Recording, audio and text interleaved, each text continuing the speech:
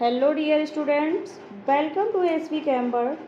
Last lecture में हम लोगों ने डिस्कस किया था इंटरमॉलिकुलर फोर्सेस के बारे में, ion dipole forces, dipole attraction. आज हम लोग बात करेंगे डायपोल इंड्यूस्ड डायपोल फोर्सेस के बारे में। क्या होते हैं डायपोल इंड्यूस्ड डायपोल फोर्सेस, समझिएगा। इस प्रकार के cohesive force polar and non polar molecules के मिक्सचर में प्रेजेंट रहता है। किस में प्रेजेंट रहेगा? मिक्सचर में, यानी कि कोई ऐसा मॉलिक्यूल या कंपाउंड है जो पोलर भी है और नॉन पोलर भी है, ठीक है, उसमें ये इंटरमॉलिक्यूलर फोर्स जो है वो प्रेजेंट रहेगा। जब किसी पोलर मॉलिक्यूल के नियर न्यूट्रल मॉलिक्यूल पहुंचता है तब पोलर मॉलिक्यूल न्यूट्रल मॉलिक्यूल में पोलर इंड्यूस्ड करता है, इंड्यूस्ड करता है, ठीक। यानी कि समझिएगा कैसा, जब कोई पोलर मॉलिक्यूल, पोलर के लिए हम आपको बता चुके थे, कोई ध्रुवीय यानी कि जिसमें दो पोल हों, ठीक है, के पास में कोई न्यूट्रल, कोई उदासीन मॉलिक्यूल, फॉर एग्जांपल वाटर, अगर उसके पास जाएगा तो पोलर कैसा होगा? इंड्यूस्ड होगा। कैसा होगा? इंड्यूस्ड होगा। समझिएगा जरा, polar and induced dipole, polar and induced dipole वाले मॉलिक्यूल में अट्रैक्शन फोर्स वर्क करने लगता है। किस में वर्क करने लगता है? ऐसे मॉलिक्यूल्स जो पोलर हैं और इंड्यूस्ड डायपोल हैं, ऐसे मॉलिक्यूल में अट्रैक्शन फोर्स वर्क करने लगता है, और जो वो अट्रैक्शन फोर्स वर्क करता है उसे हम क्या कहते हैं? Dipole induced dipole forces. कहने का मतलब समझना है क्या कहना चाह रहे हैं। क्या कह रहे हैं कि कोई भी पोलर और इंड्यूस्ड डायपोल वाले मॉलिक्यूल में जब अट्रैक्शन फोर्स वर्क करने लगेगा उसे डायपोल इंड्यूस्ड डायपोल फोर्सेस कहते हैं, ठीक है। समझ लेते हैं थोड़ा सा।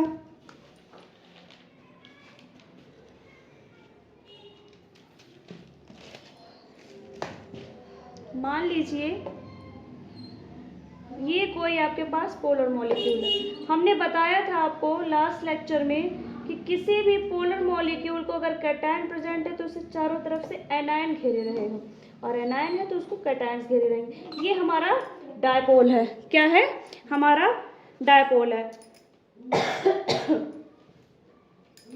जब इंड्यूस्ड होगा मॉलिक्यूल, कैसा होगा? इंड्यूस्ड होगा, ठीक है।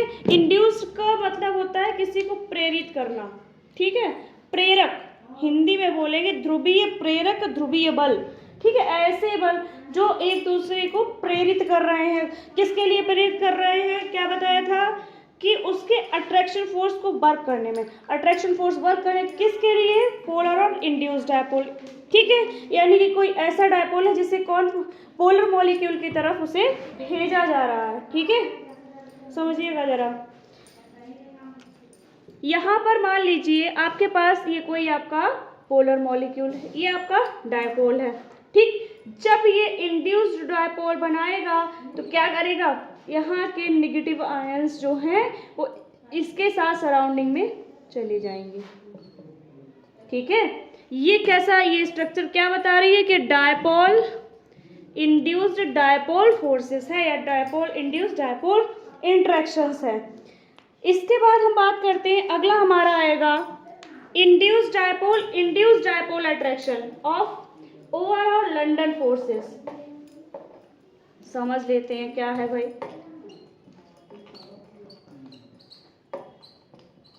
इंड्यूस्ड डायपोल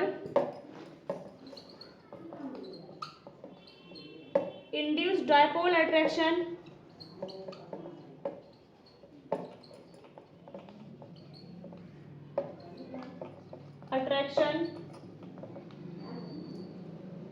OR और लंडन फोर्सेस। क्या होंगे लंडन फोर्सेस?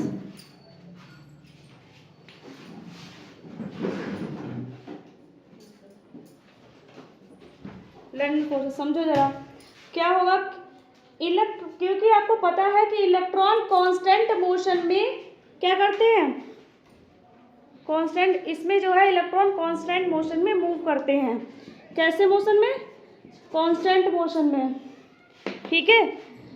क्यों क्योंकि इलेक्ट्रॉन कांस्टेंट मोशन के स्टेट में रहते हैं, हैंस न्यूट्रल मॉलिक्यूल का चार्ज डिस्ट्रीब्यूशन में डेविएशन होता है। यानी कि क्या होगा, कोई भी न्यूट्रल मॉलिक्यूल होगा उसका चार्ज क्या होगा, डेविएट कर जाएगा, जब वो डिस्ट्रीब्यूट होगा तो डेविएट कर जाएगा। ठीक, ये temporary dipole and induced dipole के बिटवीन अट्रैक्शन क्रिएट हो जाता है। जब क्या होगा, हमारे न्यूट्रल मॉलिक्यूल का चार्ज डिस्ट्रीब्यूट हो जाएगा तो जब डिस्ट्रीब्यूशन होने के कारण वो डेविएशन शो करेंगे।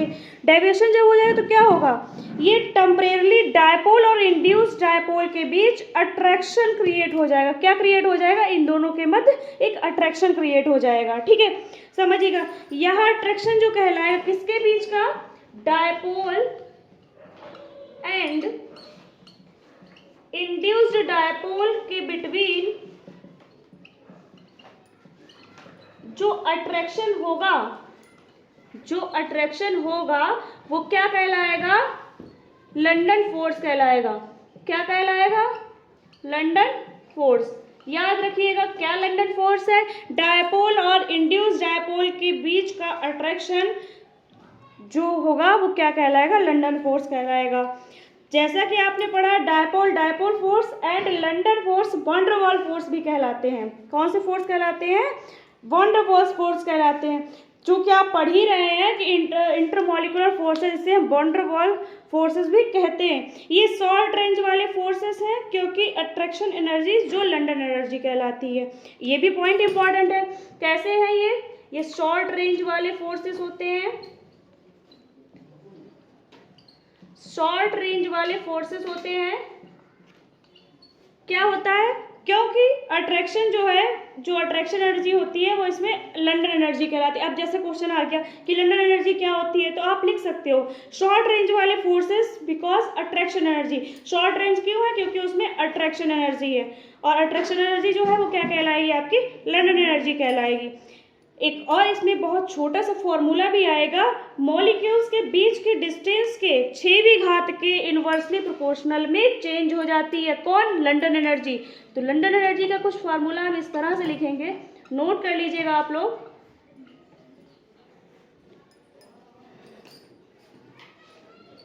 D/r⁶ क्या बताया है, दूरी के 6वीं घात के इनवर्सली प्रोपोर्शनल।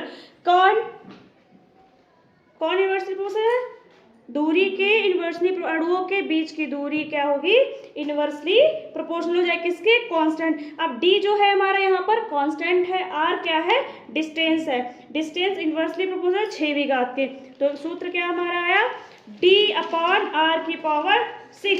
ठीक है, कुछ हम इसे इस तरह से दिखाएंगे,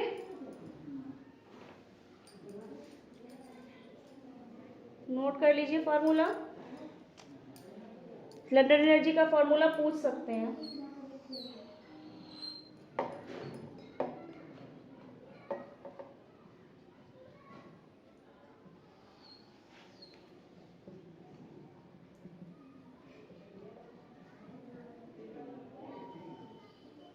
ये हमारे पोलर मॉलिक्यूल्स का होगा, ये हमारे डायपोल्स में होगा। ठीक है, तो ये क्या है, ये इंटेनियस डायपोल इंड्यूस्ड डायपोल इंटरेक्शन है। ठीक है, आगे बढ़ते हैं। नेक्स्ट हमारा है हाइड्रोजन बॉन्डिंग। क्या है, हाइड्रोजन बॉन्डिंग। हाइड्रोजन बॉन्डिंग क्या होती है, जब हाइड्रोजन एटम किसी नेगेटिव पोलर एटम, एग्जाम्पल में देख लेते हैं, नोट कर लिया होगा आपने,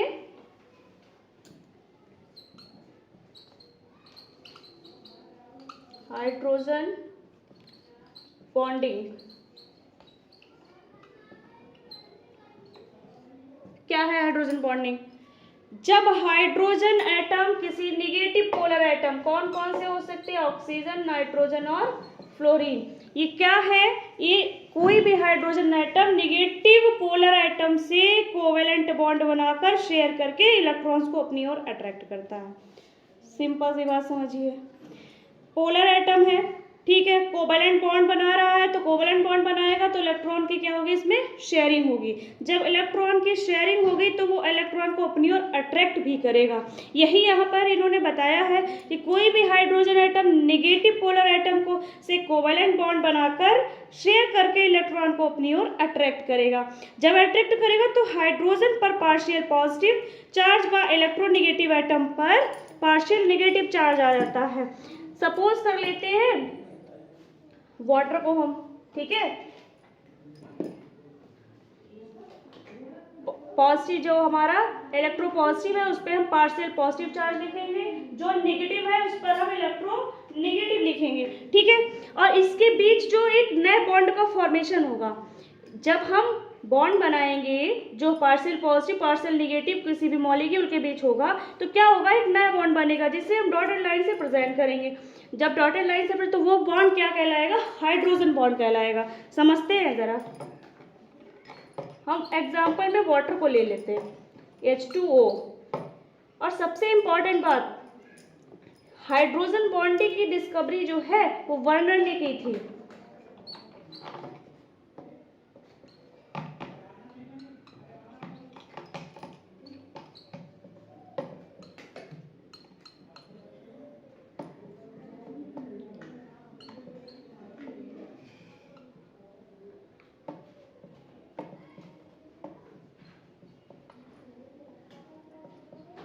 देखिएगा यहाँ पर हाइड्रोजन हमारा स्लाइटली पॉजिटिव है और ऑक्सीजन हमारा स्लाइटली नेगेटिव है। तो जितने भी हाइड्रोजन हैं उन पर हम पार्शियली पॉजिटिव और जितने भी हमारे ऑक्सीजन है उन पर हम स्लाइटली नेगेटिव डाल देंगे, ठीक है।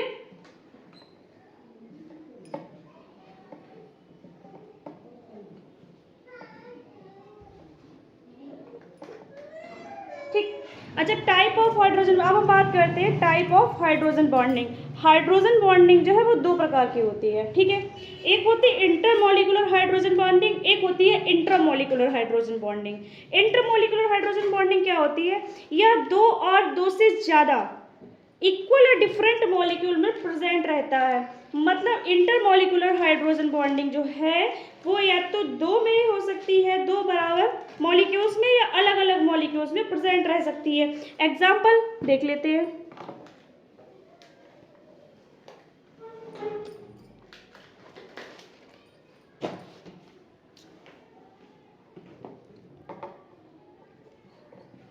Intermolecular hydrogen bonding,